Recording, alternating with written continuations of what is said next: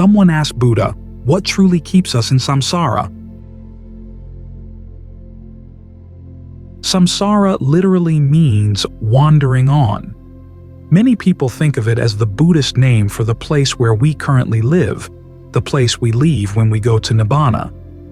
But in the early Buddhist texts, it's the answer, not to the question, where are we, but to the question, what are we doing? Instead of a place, it's a process, the tendency to keep creating worlds and then moving into them. As one world falls apart, you create another one and go there. At the same time, you bump into other people who are creating their own worlds too. The play and creativity in the process can sometimes be enjoyable. In fact, it would be perfectly innocuous if it didn't entail so much suffering. The worlds we create keep caving in and killing us.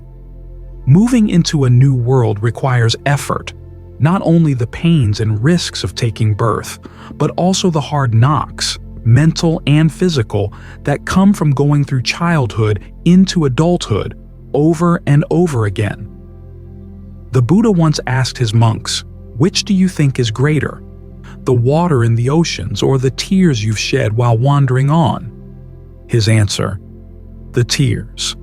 Think of that the next time you gaze at the ocean or play in its waves.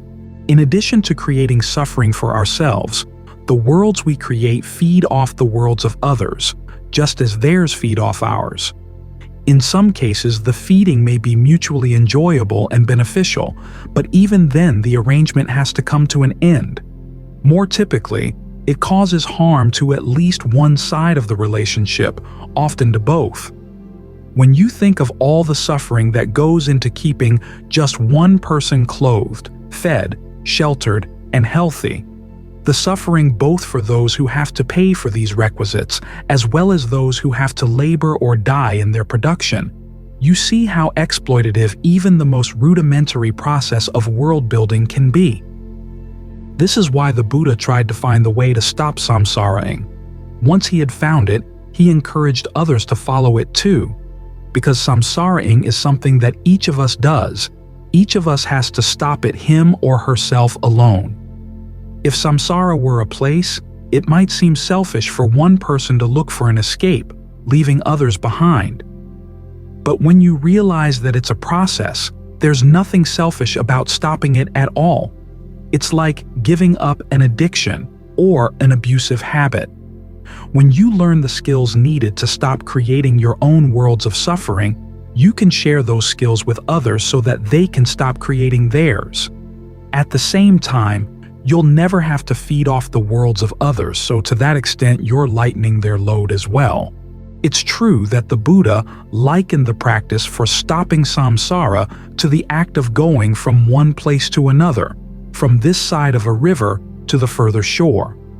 But the passages where he makes this comparison often end with a paradox. The further shore has no here, no there, no in between. From that perspective, it's obvious that samsara's parameters of space and time were not the pre-existing context in which we wandered. They were the result of our wandering. For someone addicted to world building, the lack of familiar parameters sounds unsettling.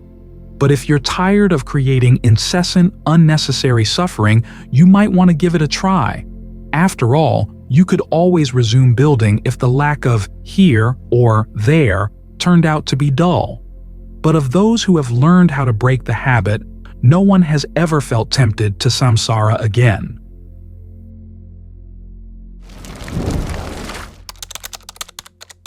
Samsara divided by zero.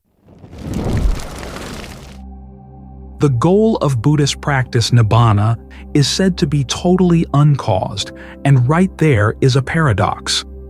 If the goal is uncaused, how can a path of practice, which is causal by nature, bring it about? This is an ancient question. The Nibbāna, a set of dialogues composed near the start of the Common Era, reports an exchange where King Milinda challenges a monk, Nagasena, with precisely this question.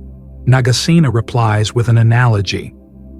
The path of practice doesn't cause Nibbana, he says.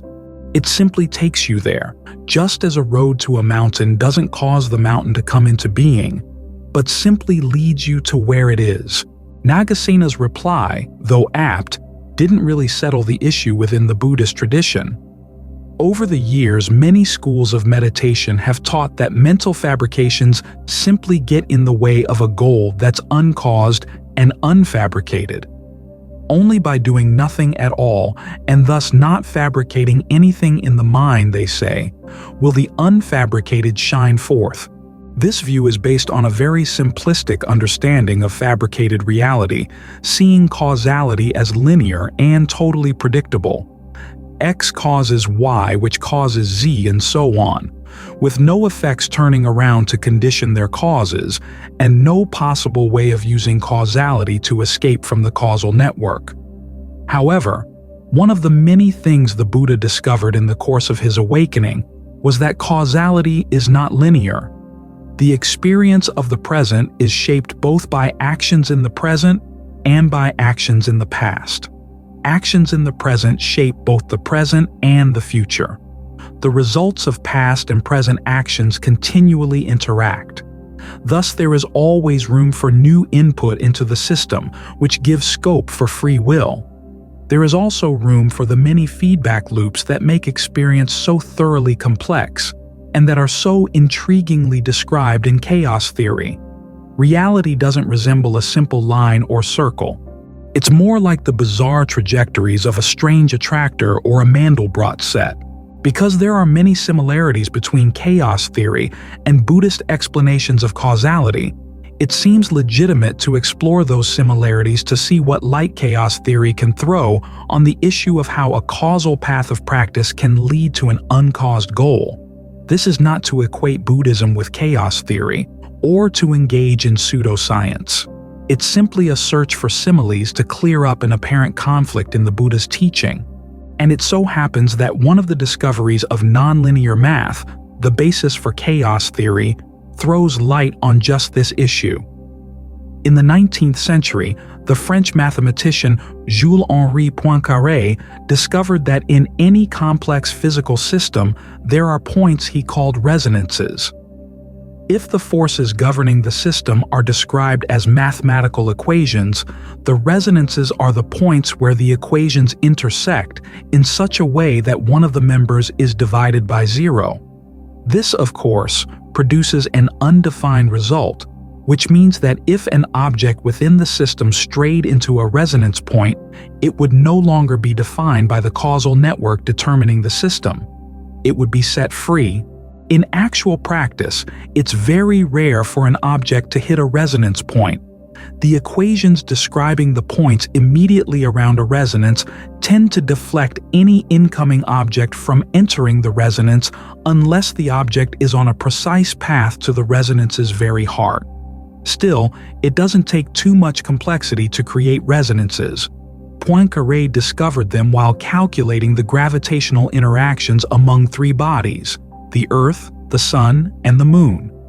The more complex the system, the greater the number of resonances, and the greater the likelihood that objects will stray into them. It's no wonder that meteors, on a large scale, and electrons on a small scale, occasionally wander right into a resonance in a gravitational or electronic field, and thus to the freedom of total unpredictability.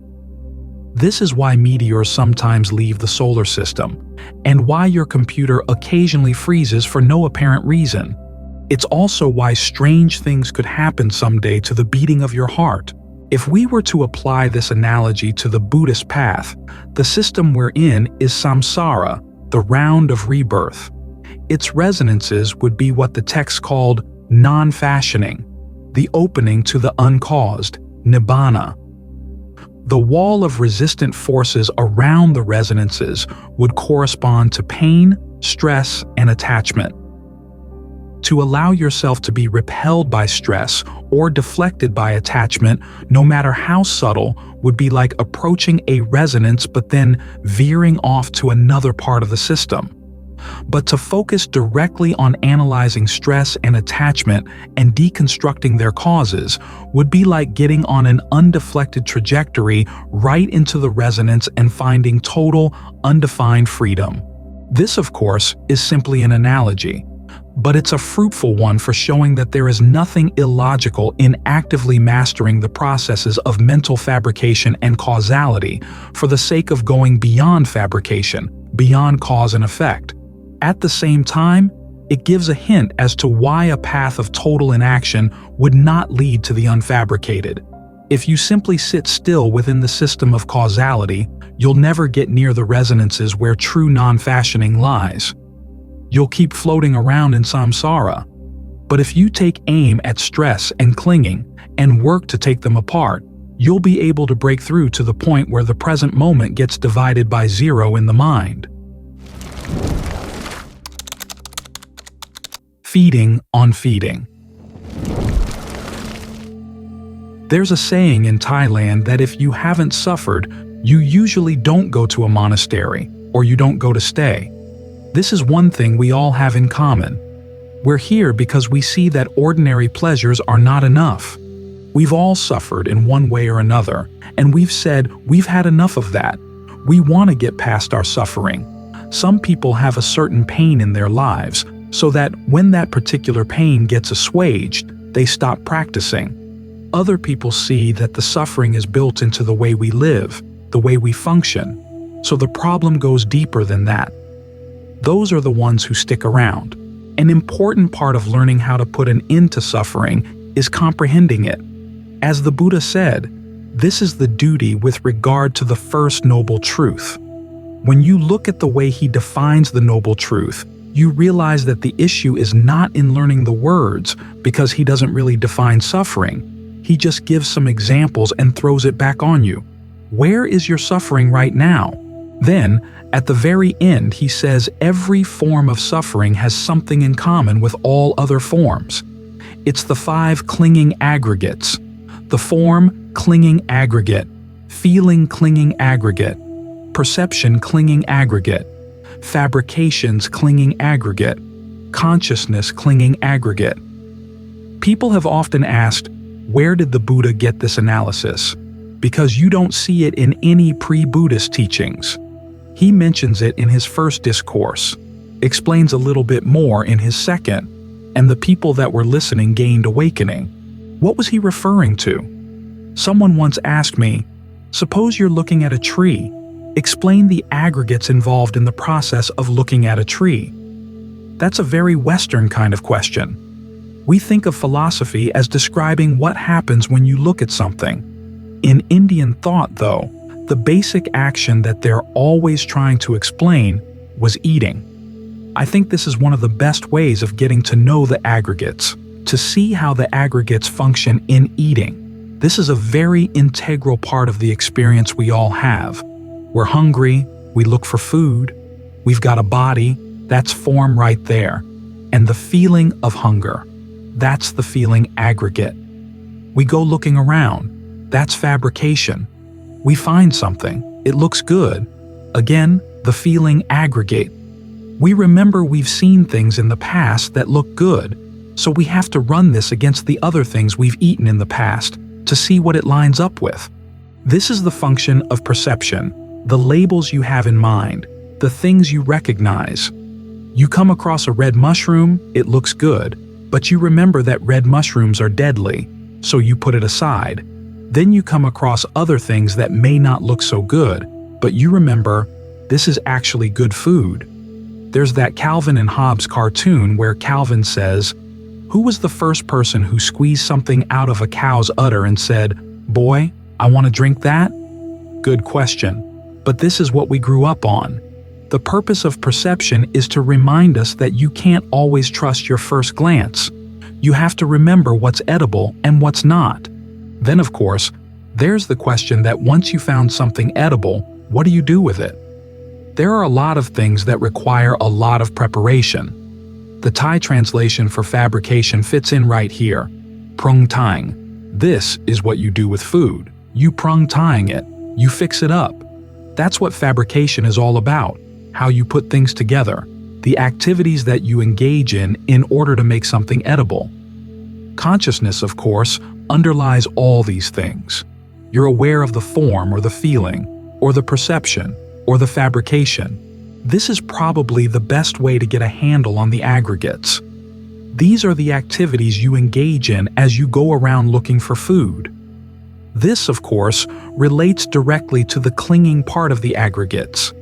The clinging also means the act of feeding. You're feeding off these activities.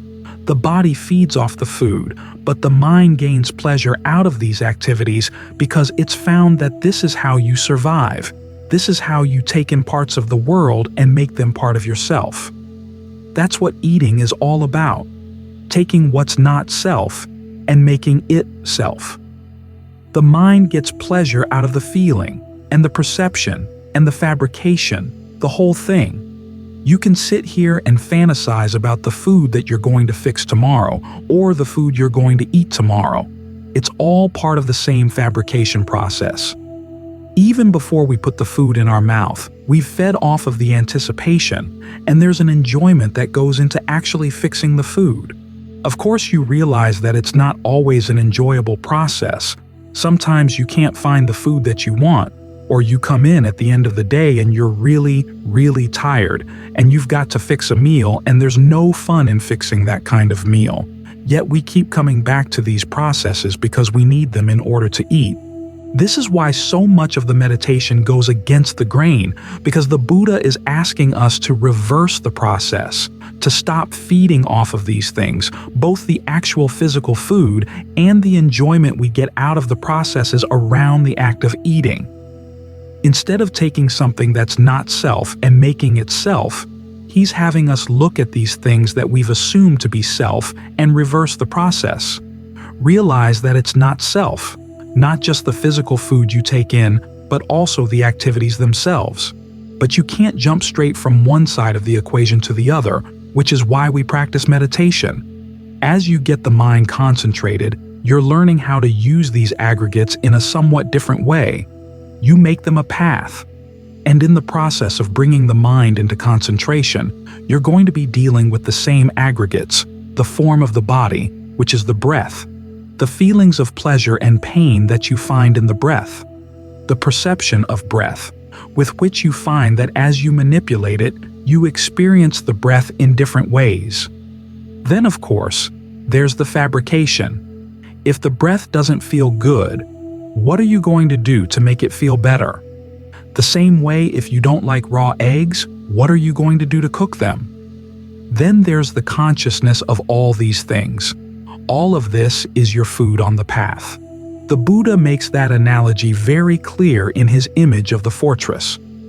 Discernment is the wall of the fortress, covered with plaster, so the enemy can't get any footholds or handholds on it. Mindfulness is the gatekeeper who remembers, using perception, who's friendly and who's not, i.e., which activities are skillful and which ones are not. That way, you let in the friendly people and keep out the unfriendly ones, the enemies. You act on your skillful intentions, and you're mindful not to act on the unskillful ones. The soldiers inside are your right effort, and the food for the soldiers and the gatekeeper are various states of jhana. You gain a sense of well-being as you fix the mind in the same way that you would fix food. As you feed off of that sense of rapture and pleasure, it gives you a lot of energy.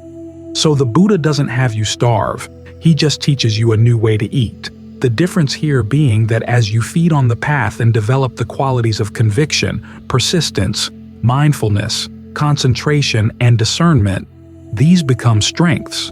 Ultimately, they get so strong that they bring the mind to the point where it doesn't need to feed anymore.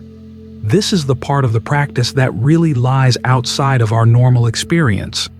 Everything we experience up to this point is a kind of feeding. But to think of the mind that doesn't need to feed, that's something that really stretches the imagination. It's important that we learn how to keep our imagination stretched in that way. There is a possibility of a happiness that doesn't have to feed on anything at all, doesn't have to ingest anything, doesn't have to fix anything up. That's what we're aiming for. So you might find it helpful to think of the aggregates in this way. These are the activities that go around feeding in all its various forms.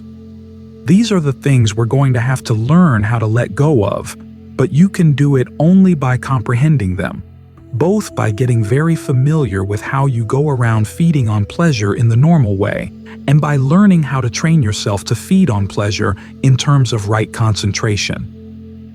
There's a passage in the Dhammapada saying that arhants have comprehended food.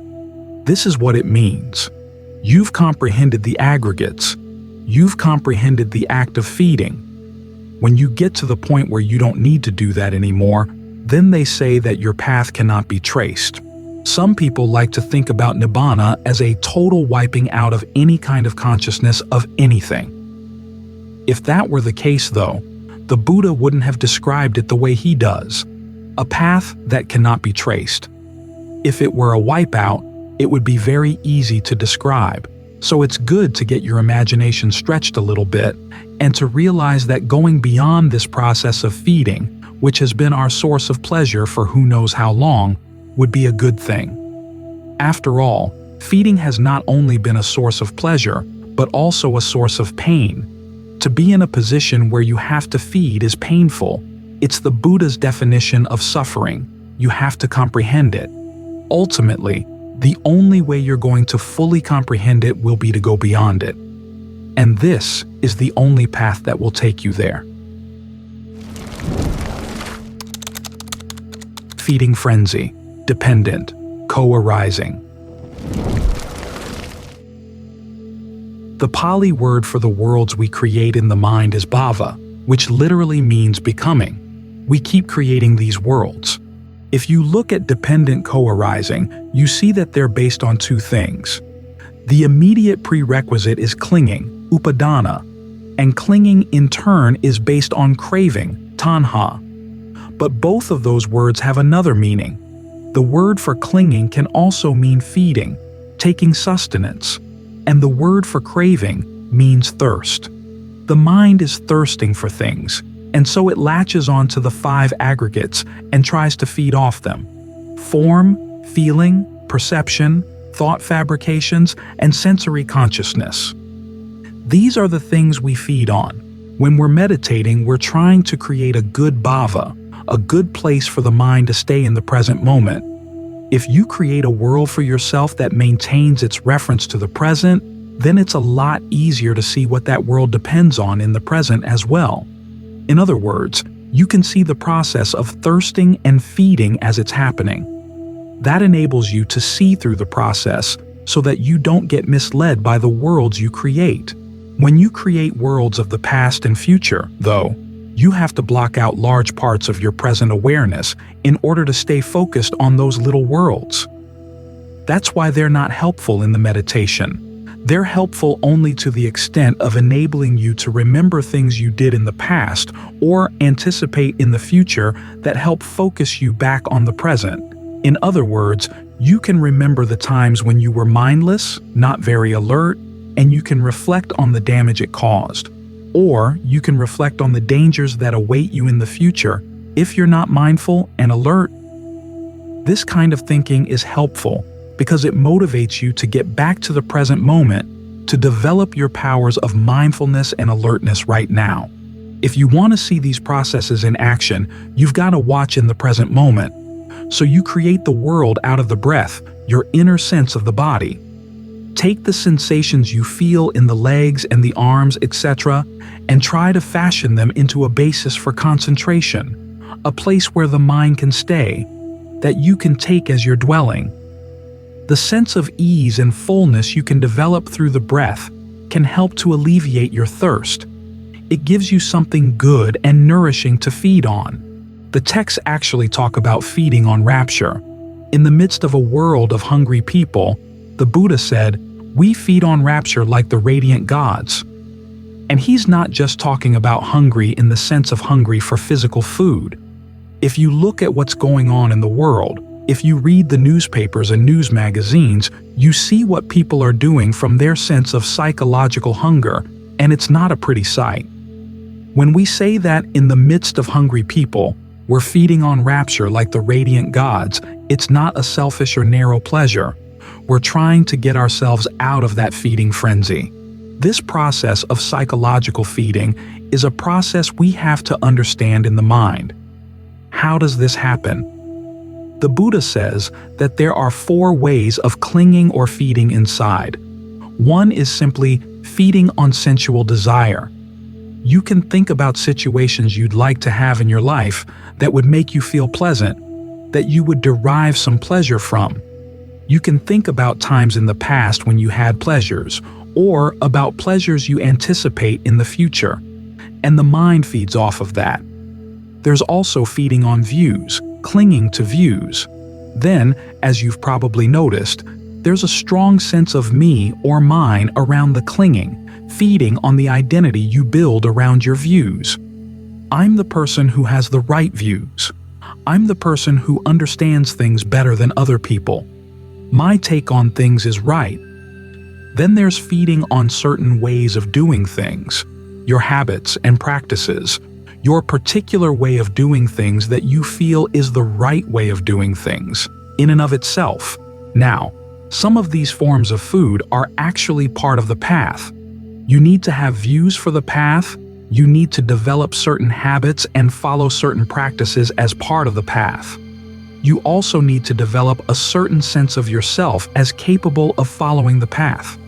The Buddha doesn't criticize these things at their proper time and place. What he does criticize is feeding on these things as ends in and of themselves. Why does the mind feed on these things? Because it feels empty without them.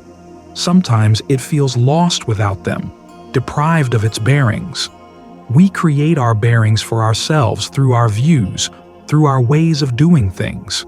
What it comes down to is that we think we need these things for our happiness.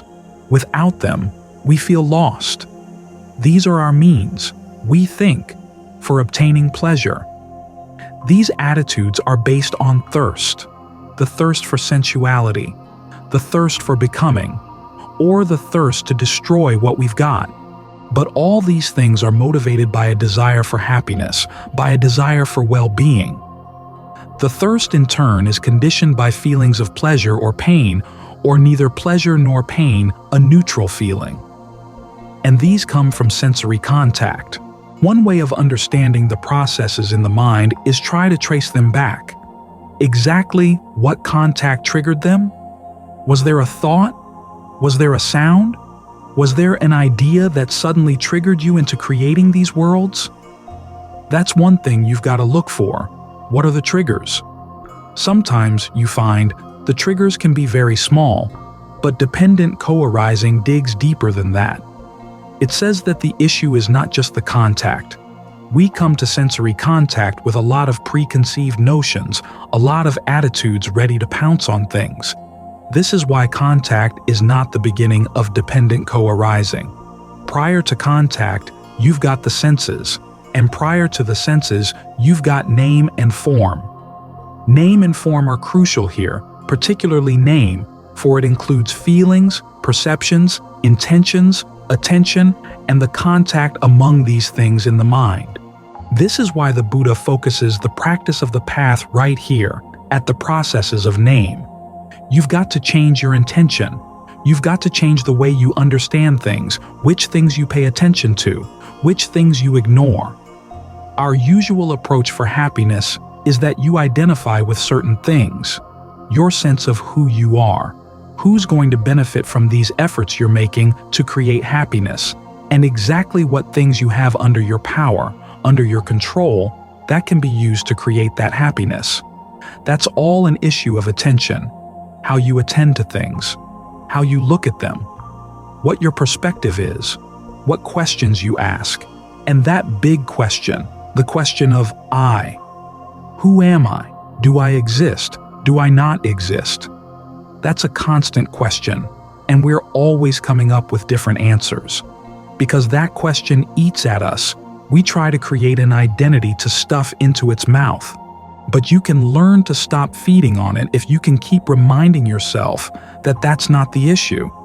The issue is simply what can be done to lead to happiness, which sometimes requires a sense of self, but sometimes doesn't. This is why right view is the beginning of the path, because it focuses particularly on the most skillful way of attending to things. Once you've got a skillful way of attending to things, that changes your intentions. The focus of your attention should be to understand what is the cause of suffering? What are the causes for the end of suffering? If I see myself doing something that leads to suffering, how can I stop? If I see that there are states of mind that lead to an end to suffering, how can I encourage them? How can I develop them? Those are intentions that you've got to nourish. Otherwise, when the usual triggers for craving and clinging or thirst and feeding come along, you go right back to your old feeding patterns. So to help strengthen the new way of giving attention or the new way of developing intentions, the Buddha has you develop certain perceptions. You've probably heard of the 3 characteristics, but it's interesting to note that the term 3 characteristics doesn't appear in the Pali Canon. The Buddha talks about anicca, dukkha, and anatta, but he doesn't use the word for characteristic, lakkhana, to go along with them.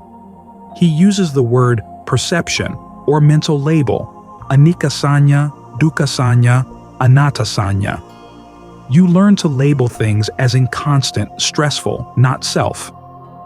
The other word he connects with them is anupassana, or contemplation, anicca-nupassana. To contemplate is to look for these qualities in your experiences. In particular, you look at the raw materials that you ordinarily use to build your sense of yourself, to build your sense of the world, to see how they're inconstant. When the raw materials are inconstant, how are you going to build anything solid out of them? It's like building a house out of frozen meat. The meat seems solid, you can stack it like bricks, but it's going to melt. Who would want to live in a house like that? It's stressful. It's asking for disaster. So you look for the stress inherent in trying to find happiness in things that are inconstant. When you see the raw materials as stressful, ask yourself, what can I build out of stressful things that would really provide true security? And when you see that they're not totally under your control, when they're anatta, what sense of reliable self could you build out of these things? You can build a temporary sense of self, and there are times when you need that, but ultimately it doesn't give the satisfaction you want. That's because these thought worlds, once you've set them going, start doing things on their own. They have a logic of their own, which you can't always anticipate. So how can you trust them? These are the factors the Buddha has you focus on: attention, intention, and perception. So that when you catch the mind jumping at the opportunity to build a thought world, you can ask yourself, why am I doing this? What am I going to get out of it? You look at the raw materials and you see that they're not the sort of things you could build anything reliable out of. Then you look at your motivation. Why are you doing this? What do you want out of this? You start asking the Buddha's questions. Does this activity lead to suffering, or does it lead away from suffering? These are the things you've got to keep in mind. One way of doing that is to develop a good, solid foundation here in the present, so that it's easier to stay in the present. The longer the mind stays in the present, the easier it is to be mindful and alert. The more mindful and alert it is, the more clearly it can see these processes as they're happening. Dig down a few more steps into dependent co-arising, and you come to fabrication.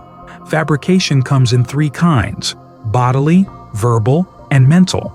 Bodily fabrication is the breath. Verbal fabrication is directed thought and evaluation.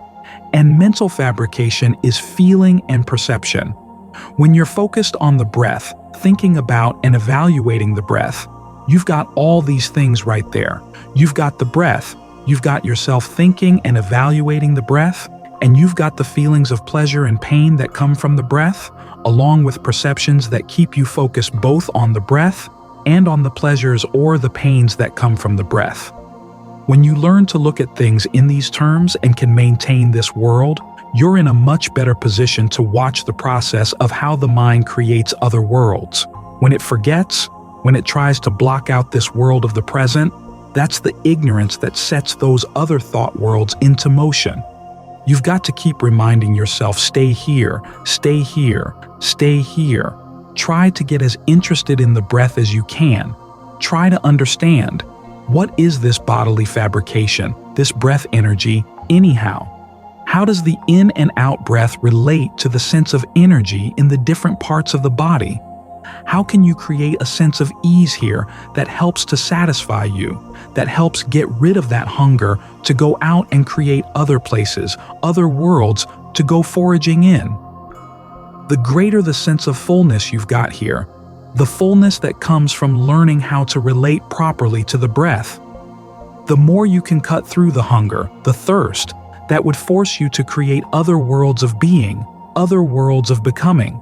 So when you look at dependent co-arising, it's not just an abstract exercise. It actually explains a lot of the reasons why the Buddha teaches meditation the way he does, why he tended to teach breath meditation more than any other kind of meditation, and why the path begins with right view. Right view helps redirect this causal process away from the ignorant clinging and thirst that ordinarily we feed on, or that we try to feed on, trying to find some satisfaction, and focuses it in a direction where it provides more satisfaction, a greater sense of fullness. Dependent co-arising is not just a map about abstractions, it's actually a map of your feeding frenzy. Even though the map has lots of factors that even the Buddha admitted are all entangled, it does make one clear and simple point. When contact hits, it's not just making a mark on a blank slate or a passive mirror.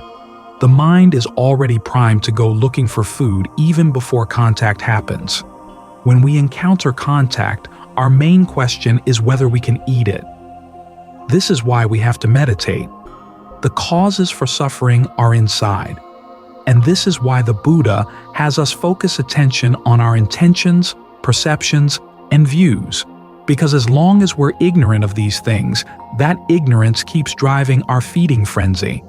Which is why dependent co-arising is also a guide to what you can do to help abort this process of constantly creating unsatisfactory feeding worlds in the mind, worlds that lead to suffering, worlds that lead to stress. It teaches us new feeding habits. When we learn how to feed on the breath, we don't have to create the different identities that need to go out and engage in a feeding frenzy on other people. It's good not just for us, but also for everyone around us. So, develop a taste for the breath. Learn how to be a connoisseur of your breathing. When you learn to feed here, you really develop the various strengths of the mind: conviction, persistence, mindfulness, concentration, and discernment that can strengthen it to the point where ultimately it doesn't need to feed anymore. That's a great gift right there, both to yourself and to everyone around you.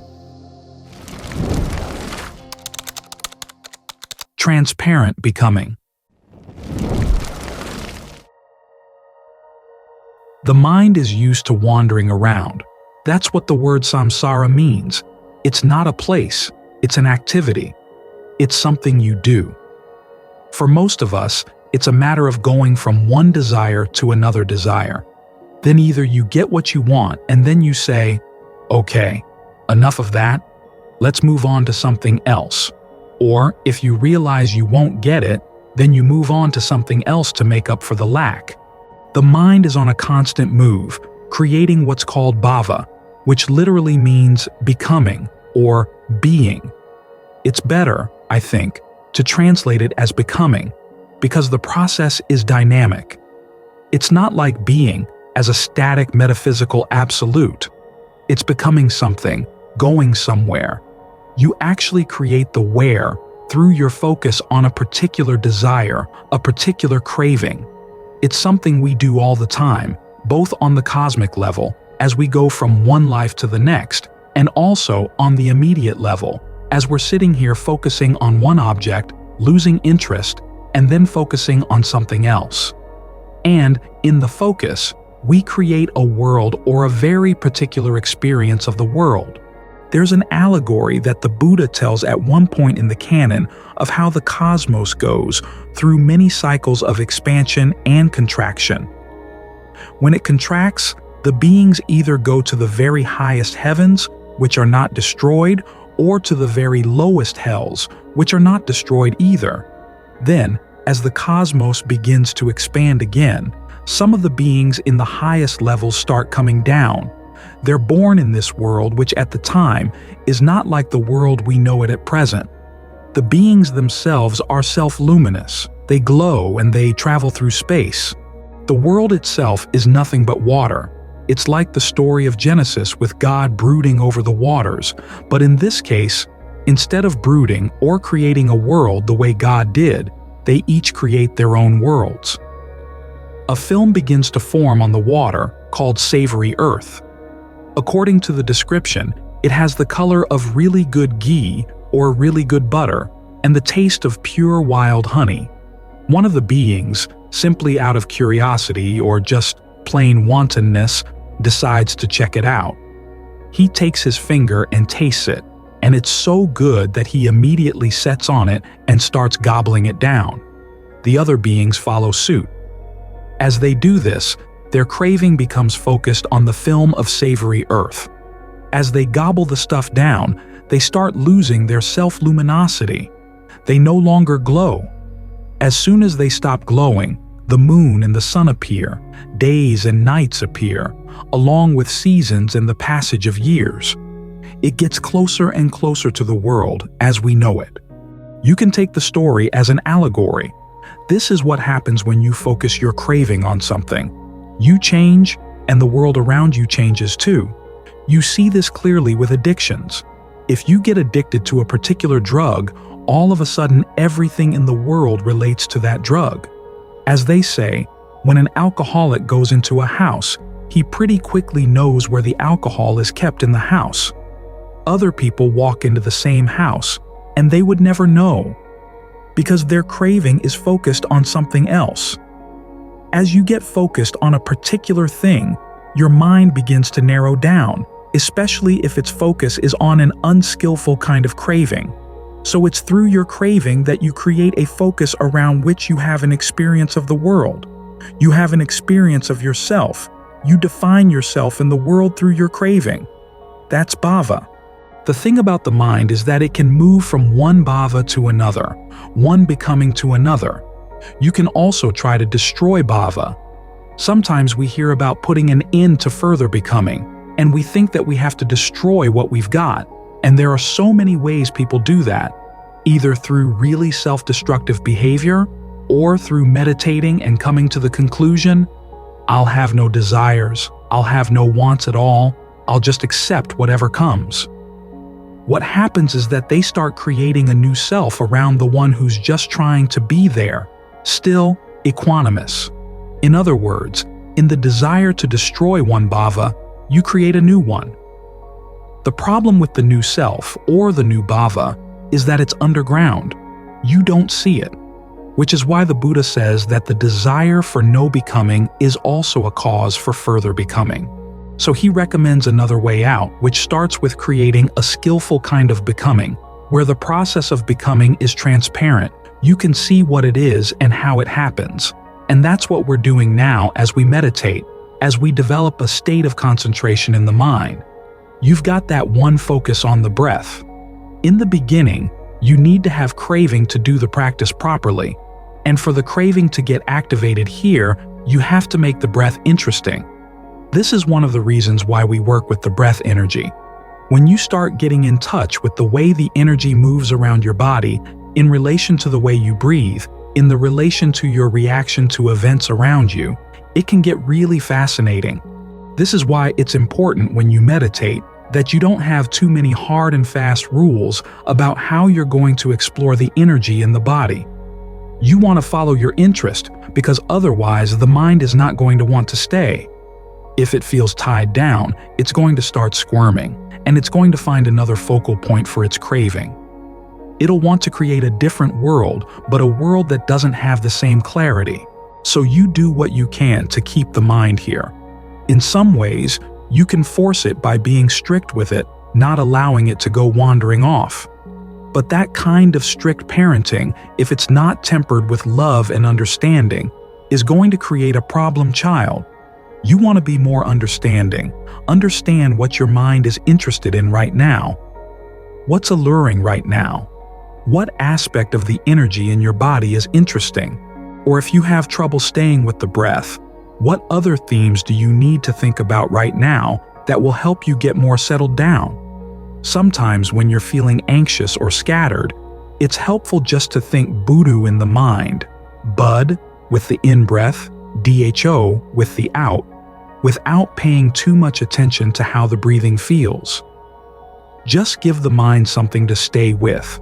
Or if you're feeling discouraged in the practice, think about other people who have had problems in the practice and yet were able to get through them and come out on the other side. If you're feeling lazy, you can think about death. It could come at any time. Are you ready to go? If not, get to work. If you find yourself pulled to lustful thoughts, you can think about what you've got inside your body and what that other person has inside his or her body. In other words, there are no hard and fast rules about what you should be focusing on. Or, even if you're focused on the breath, there are no hard and fast rules about where you should focus. This is a common theme in the forest tradition. Ajahn Mun didn't have an Ajahn Mun meditation technique, and he didn't create a lot of rules about how it had to be done. He'd give his students a topic and then send them off, leaving it up to them to figure out how they'd get their minds to settle down around that topic. With a lot of time out in the forest, you could experiment, find out what you found engaging, find out what helped you settle down, whether it was simply the desire to give the mind some rest and some peace, or if you had to convince it of the need to settle down by thinking about all the dismaying aspects of being stuck in this process of samsara. Whatever pulled you into the present and helped you stay there, as long as it worked, it was Dhamma. This is the attitude you should bring to the present moment. Some people say, you want to practice concentration? Well, try not to have craving. Try not to be attached. But you've got to have craving. You've got to be attached if you're going to have that focal point where the mind is going to stay and be willing to stay, be happy to stay, to get pleasure out of staying. So try to take an interest in the breath. Give yourself reasons to stay. If the mind gets bored, give it variations in the breath, variations in your focal point. There are lots of ways you can stay with the breathing, lots of ways you can conceive the breath process in the body. Some things we can learn from Tai Chi or Chinese teachings on Qi, on how it's supposed to flow. There are other things we can learn on our own. Experiment. Whatever you find congenial, whatever you find satisfying, if it helps the mind stay with the body in the present moment with a sense of well-being, that's Dhamma. The more you bring your own ingenuity to the practice, the more it becomes your practice. Not some foreign thing that's imposed on the mind, but a way of getting in touch with what's going on in your very own mind and learning how to nudge it in skillful directions. Learn to use your ingenuity and use your powers of observation to see what works. Those were probably Ajahn Fuang's two most common instructions. Be observant, use your ingenuity, play with the breath, he would say.